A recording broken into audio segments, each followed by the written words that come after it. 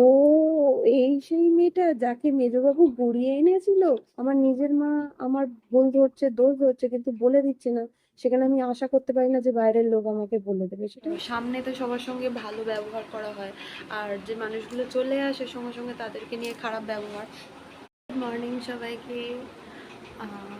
এখন বাজে ঘড়িতে 11:30। তনিকে সকাল থেকে দুবার মোটামুটি খাওয়ানো হয়ে গিয়েছে। কালকে ডায়েটিশিয়ান একটা ডায়েট চার্ট করে দেয় পুরো দিনের। কারণ সত্যি কথা বলতে আমি বাড়ি যাওয়ার পরে অনেকে অনেক কথা বলেছে আমি চলে আসার পরে হুট করে। কারণ মেয়েটার আবার মনে হচ্ছিলো শরীরটা মেবি খারাপ, আমি আগে ডক্টর দেখাই তারপর এমন আনন্দ মজা। দেন আমি তাড়াহুড়ো করে দিনের দিনই মনে হতেই আমি চলে আসি। আসতে ডাক্তার দেখাই, ডাক্তার বললো না সি সি ইজ ফাইন, একদম ঠিকঠাক রয়েছে, ওর কোনো অসুবিধা নেই। ইভেন আমরা বলছিলাম ডক্টর ওর মনে হচ্ছে খুব ঠান্ডা লেগে রয়েছে, নাক থেকে কাঁচা জল পড়ছে, মেবি সর্দি বসে গিয়েছে গলায়, একটু দেখে দিন না। বলে না ও একদম ঠিকঠাক রয়েছে, তো ফুল হেলদি রয়েছে, ভীষণ ভালো রয়েছে, শুধু একটু ওয়েটটা কমে যাচ্ছে দেখে মনে হচ্ছে। হ্যাঁ ডাক্তারবাবু, আমি তো ঠিকঠাক ওকে খাওয়াতে পারছি না, ঠিকঠাক বুঝতে পারছি না, কারণ যেহেতু আমি সারাদিন একা বাড়ি থাকি আর আমাকে বলে দেওয়ার মতন কেউ নেই। ইভেন আমি বাড়িতে গিয়েছি, আমার মা পর্যন্ত আমার উপর চিৎকার করছে, আমার আশেপাশের লোকজনেরা অনেক কথা বলছে। বলছে অবশ্যই ও ছোটো বাচ্চা মানুষ, ও ঠিকঠাক খেয়াল রাখতে পারছে না, সেই কারণে বলছে। কিন্তু কেউ একবার মুখ ফুটে বলছে না যে তুই এটা করছিস কেন, আমরা যেরকম বলে দিচ্ছি সেরকম কর, কেউ কিন্তু সেটা বলছে না। সব তুই এটা করছিস, এটা ভুল করছিস, ওটা করছিস কেন, সেটা ঠিক করছিস না, এটা এরকম নয়, সেটা সেরকম নয়, সবাই যে যার মতন জ্ঞান দিয়ে চলে যাচ্ছে, কিন্তু কি খাওয়াবো কি করবো সেটা কেউ কিন্তু বলছে না।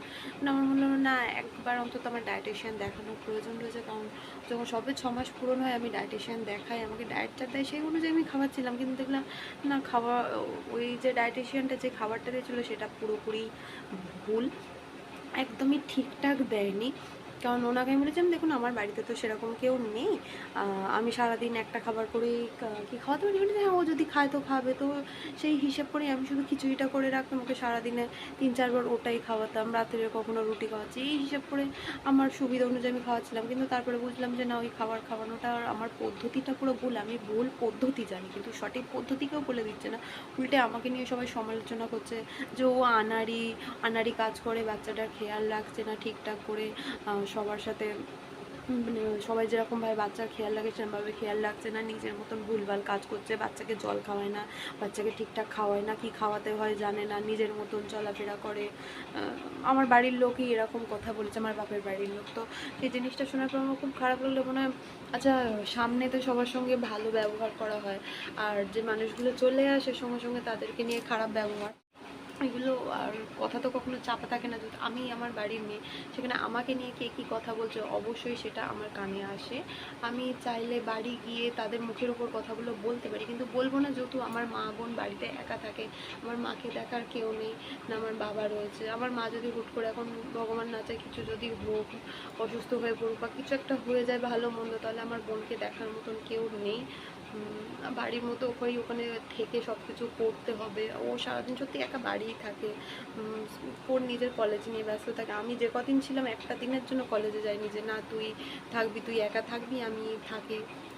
ও আমার ভাইজিরা সবাই এসে দেখা যতটা সম্ভব, ওরা বাচ্চা মানে নিজের সমস্তটুকু দিয়ে আমার মেয়েটাকে সারাদিন ভোর দেখতো। আমার বিশেষ করে আমার বোন, ওকে মানে আমি খাওয়ানোর সময় এই করছে ওই করছে, ইভেন আমি ওকে খাইয়ে দিই আমার বোনের কাছে দিয়ে দিই, আমার বোন ওকে ঘুম পাড়াতো, আমি আমার মেয়েকে ঘুমই পাড়াতে পারি না, কারণ ও আমাকে দেখলে কাঁদে, নতুন জায়গা বলে কথা। কিন্তু আমার বোনের কাছে কিন্তু ও ঘুমিয়ে পড়তো, আমার বোন অনেকটা হেল্প করতো।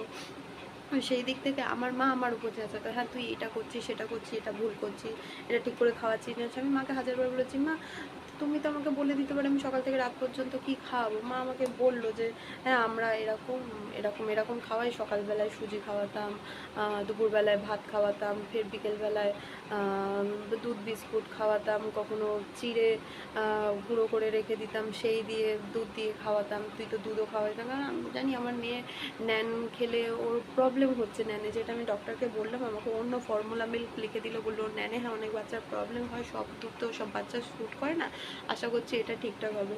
তবুও আমি ন্যান কিনে রেখে দিয়েছি, প্রত্যেকটা ওর এই চিড়ে বা বাড়ির যে বানানো সেরেল্যাক্স আমি তাতে 1 চামচ করে দিই, ওর বেশি আমি দিই না। ওর বেশি দিলেই আমার মেয়েটা দেখছি পটির প্রবলেম হয়, পটি আটকে যায়, রক্ত পড়ে পটি থেকে, সেই কারণে আমি ভয় দিই না। আমি দরকার নেই, আমার মেয়ের রোগা থাকুক তাও ভালো, আমার মেয়ের মোটা চেহারার প্রয়োজন নেই। কিন্তু ডক্টর বললো যে না, সব রকম খাওয়া, অল্প অল্প করে খাওয়া, শুধু আমরা ফর্মুলা মিল্কটা আলাদা করে দিচ্ছি, আমাকে পুরো ফুল ডায়েট চার্ট করে দিয়েছে, সেই অনুযায়ী এখন মেয়েটাকে খাওয়াচ্ছি দাওয়াচ্ছি, সব রকমভাবে চলছি। আপাতত এইভাবে চলছে। আর মেয়েটা আজকের খেয়ে দিয়ে এখন এই টাইমের মধ্যে আমি 2বার খাইয়ে দিয়েছি, খিচুড়ি করে নিয়েছি, দুপুরবেলা খিচুড়ি খাওয়াবো, তারপরে ফল খাওয়াবো, যেরকম করে দিয়েছি সেরকম করে দিয়েছি সব। হ্যাঁ, এবার ভাবলাম মেয়েটা যখন ঘুমাচ্ছে, আর কালকের বাইকে করে এসেছি, রাস্তায় এত পরিমাণে ধুলো, এত পরিমাণে ধুলো, মাথাটা তো পুরো মানে চুলকাচ্ছে। অনেকদিন তেল মাখিনি, ভাবলাম আজকে একটু তেল মাখি মেখে শ্যাম্পু করবো, কারণ অনেকদিন তেল মেখে শ্যাম্পু করা হয় না। তেল মেখে না মেখে শ্যাম্পু করলে যেন আমার অস্বস্তি লাগে, যেন মনে হয় কিছু একটা কাজ করলাম না, বরাবরের অভ্যাস এটা আমার। মেয়ে হওয়ার পর থেকে নিজের এক ফোঁটা যত্ন নিচ্ছি না। স্কিনটার 12টা বেজে গিয়েছে, চুলটার 12টা বেজে গিয়েছে, চুলটা স্মুথনিং করা, তবে কিচ্ছু করার আমি টাইম পাচ্ছি না। একটু যাবো যে চলো বেশি বকবক না করে তেলগুলো মেখে নিই, ওইটা করলে আবার সমস্যা হয়ে যেতে। কাল আমার মাকে বলছিলাম যে মা, সবাই আমাকে নিয়ে বলছে ঠিক আছে, সেটা আমি মেনে নিচ্ছি, যে হ্যাঁ আমি পারি না, আমি জানি না, আমি ঠিকঠাক খাওয়াচ্ছি না, আমি ভুল রকম ভাবে খাওয়াচ্ছি, সঠিক পদ্ধতিটা আমি জানি না। কারণ আমি জানি না এই কারণেই, কারণ ও আমার প্রথম বাচ্চা, আমি ভুল করব তবেই কিন্তু আমি শিখবো, আমাকে তো কেউ বলে দেয় না না। আমি মানে কারোর নাম নিয়ে কোনো কিছু বলতে চাই না যে এ আমায় বলে দেয় না, সে আমায় বলে দেয় না, আমি কারোর নাম নিয়ে বলতে চাই না, তো গেলে অনেক অনেক কথাই বলবে। কিন্তু মা আমাকে বলছে যে পাড়ার লোকে বলে, আমার বাইরের লোকে বলে, আমি শুনে নেবো মা, কিন্তু তুমি আমার নিজের মা হয়েও তুমি আমাকে বলে দিচ্ছ না। উল্টে তুমি কি বলছো, না তুই এই জানিস না, তুই তাই জানিস না, তুই তাই করছিস না, হ্যান করছিস না, ত্যান করছিস না। তুমি যদি আমাকে সাপোর্ট করো, তুমি যদি আমাকে একটু ভালোবাসো, তুমি যদি আমাকে একটু বলে দাও, তাহলে কি আমার কি বাইরে কারোর কাছ থেকে জানার কোনো প্রয়োজন রয়েছে? তুমি নিজের মা হয়ে আমার দিকটা বুঝছো না, দেখছো না, সেখানে আমি কি করে আশা করি যে বাইরের লোক আমায় বলে দেবে? সেই কারণে আরো বিশেষ করে তাড়াহুড়ো করে কালকে মেয়েটাকে নিয়ে বাড়ি আসা, যে মনে হলো না, আমি এত লোকে এত কথা যখন বলছে, আমি মানুষের এত কথা শুনতে পারবো না। কারণ দোষ না করেও কথা শোনার মেয়ে আমি নই। আমি দোষ করি, তুমি আমায় শোনাও, আমি মুখ বন্ধ করে চুপচাপ শুনে নেবো, কিন্তু দোষ না করে আমি কোনো কথা কারো শুনতে মোটেও রাজি নই। কারণ সবার এটা বোঝা উচিত যে ও আমার প্রথম বাচ্চা, আমাকে বলার কেউ নেই, আমি যেরকম পাচ্ছি সেরকম করছি নিজের মতন। তাহলে তোমরা যখন দেখছো আমি ভুল করছি, তাহলে আমাকে বলে দাও। যেখানে আমার নিজের মা আমার ভুল ধরছে, দোষ ধরছে, কিন্তু বলে দিচ্ছে না, সেখানে আমি আশা করতে পারি না যে বাইরের লোক আমাকে বলে দেবে। সেটা আমি মাকে কাল তাই বলছি, খুব খারাপ লাগছে যে না না তুমি বলছিলে না, তখন মাকে বলতে মা বলছে না তোরা তো কোনো কথা শুনিস না, তোরা আজকালকার মেয়ে, তোরা শুধু নিজেরটা বুঝিস, নিজেরটাই জানিস, নিজের ছাড়া কিছু বুঝিস না, তোদেরকে কিছু বলা যাবে না, তোরা ঘর শ্বশুর শাশুড়ি নিয়ে, আজকালকার মেয়েরা ঘর সংসার করে না, তোরা করতে চাস না। আমি শ্বশুর শাশুড়ি নিয়ে ঘর সংসার করি না, আমি বোধহয় একমাত্র আমার আশেপাশে চেনা জানা মানুষদের মধ্যে যে বোধহয় তার শ্বশুর শাশুড়ি নিয়ে ঘর করে। তুমি আশেপাশে খোঁজ নিলে তুমি দেখতে পাবে যে বেশিরভাগ লোক আজকাল শ্বশুর শাশুড়ি নিয়ে ঘর করছে না। আমি তবুও তো করছি, তাদের খেয়াল রাখছি, তাদের কথা ভেবে আমি কিন্তু মানে বাপের বাড়িতেও সেরকম ভাবে আসি না। মাথা বলতে হ্যাঁ সেটাই তো বলছি যে আজকালকার মেয়েরা শ্বশুর শাশুড়ির সাথে ঘর করে না, থাকে না, কথা বলে না, আলাদা থাকে। আমি বলি, কে কি করে মা, দেখো আমার তো জানার দরকার না, আমি তো করি, তোমার মেয়ে করে, তোমার সেটা নিয়ে গর্ব করা উচিত, তুমি তা নয় আশেপাশে কে কি করে সেই নিয়ে। আর আমার মা বরাবর এরকম যে নিজের মেয়ের যে একটা ভালো গুণ রয়েছে জীবনে প্রশংসা করবে না, এবং পরের বাড়ির মেয়ে কি ভালো করছে কি মন্দ করছে সেই নিয়ে বলবে, দেখ ওদের বাড়ির মেয়েটা কত ভালো, তাদের বাড়ির মেয়েটা কত ভালো।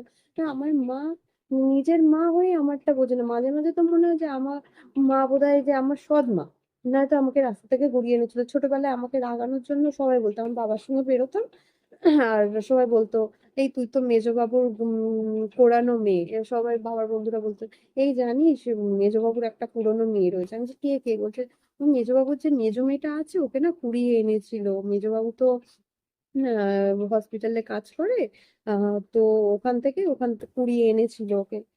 আমি ছোটবেলায় বিষয়টা খুব সিরিয়াস নিই, তবে স্বাভাবিক যে কোনো বাচ্চা ছোটবেলায় এরকম বললে সিরিয়াস নেওয়ারই কথা। যে বলতো সবসময় যে সবসময় আমাকে দেখলেই বলতো এই মেয়েটা না কুড়িয়ে এনেছিল। ইভেন এখনো পর্যন্ত আমি আগের বছর বাড়ি গিয়েছি, দিদির সঙ্গে দোকানে গেছি। আমি আমার দিদির আমার বাপের বাড়ির ওখানেই বাড়ি। ও তো ওখানে বাজার হাট করতে আসে। আর আমার একটু সাজ পোশাক আলাদা, একটু জিন্স টপ এইসব আমি বেশি পরি। আমি গিয়েছি তা একটা কাকুর দোকান, আমার বাবার বন্ধু হয়, ওনার মুদিখানার দোকানে বলছে, বড় মা না মেনু, এটা কে রে? বলছে, ও কাকু এটা তো আমার বোন, মেজো বোন, তুমি জানো না? বলছে, ও এই সেই মেয়েটা যাকে মেজোবাবু গুড়িয়ে এনেছিল। যে হে ভগবান, আমি এত বড় হয়ে গেছি এখনো পর্যন্ত এই দায়টা আমার ঘাট থেকে গেল না যে আমার বাবা আমাকে গুড়িয়ে এনেছে। তো সেটাই আমার মার ব্যবহারে আমার মাঝে মধ্যে মনে হয় যে আমি আমার মার বোধহয় আসল মেয়ে নয়, সৎ মেয়ে, আর নয়তো আমার মা আমাকে গুড়িয়ে এনেছে। যে হাসিও পায় কতগুলো ভাবলে, আর কষ্টও লাগে যে মা সব সময় মানে বোঝে না যে আমাদেরটা।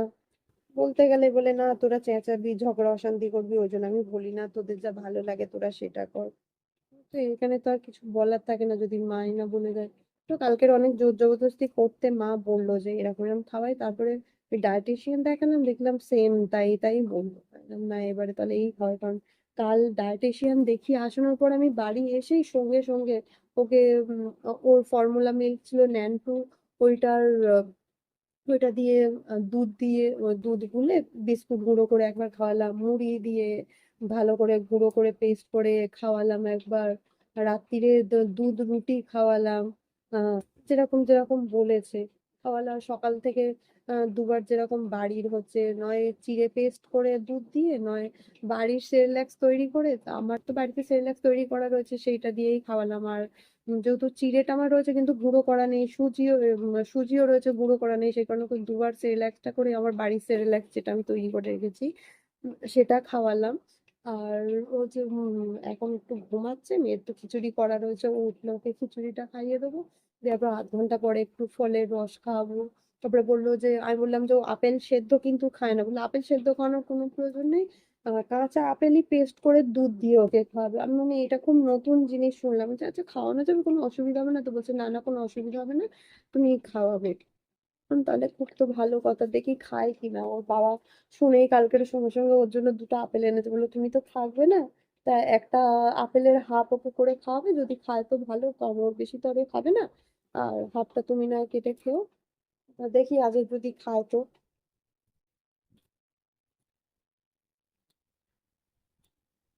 বক বক করতে করতে আজ ভিডিওটা অনেক বড় হয়ে গেল।